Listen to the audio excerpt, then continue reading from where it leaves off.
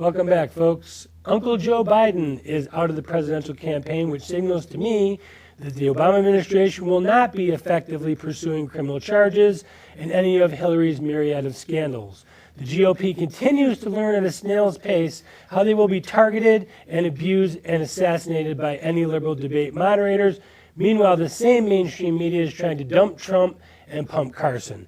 It's obvious to me, and I believe this too, I don't think Ben Carson, as brilliant as he is, as well decorated as he is, I don't think he's got the makeup to win the presidency.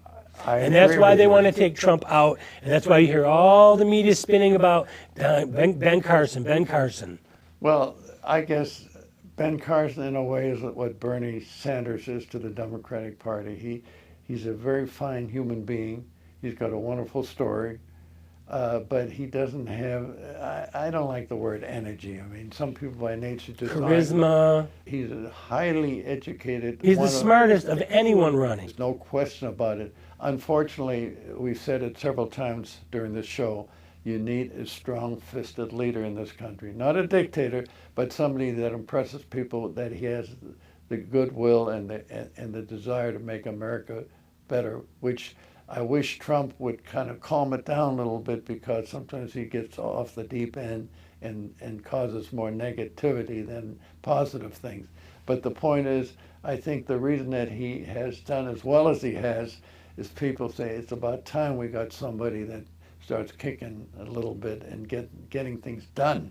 And he gives the impression that he will. And I've known you for probably 10 years now. Yes. We've talked about this every election cycle, how stupid the Republican Party is to allow themselves to do 50 debates, all of them with liberal commentators. They walk into this trap every single time. Are they that stupid?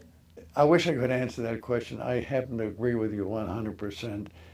After what happened with Romney and the Candy Crowley. Oh my God! And as you said, it reminded me of people standing in a circle with a gun and shooting at each other. They were knocking each other out before the Democrats had to.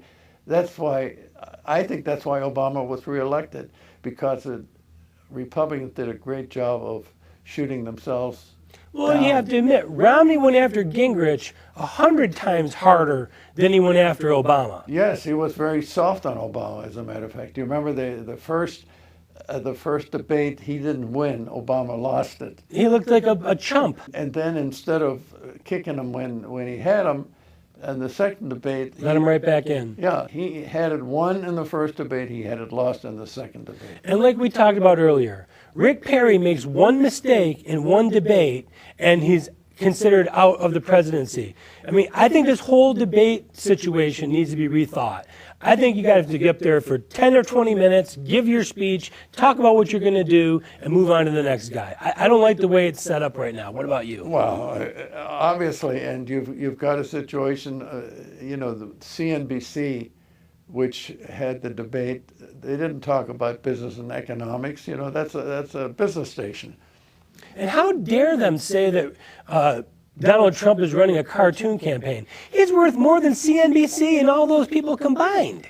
You're not a clown. You said it well in the first part of this section, that the Democrats were smart. They control the media. They control ABC, CBS, NBC, NPR, the internet, Yahoo, you name it. They control. The only one they don't control is Fox News. And the only station that has not had a Democrat debate in the past 3 election cycles?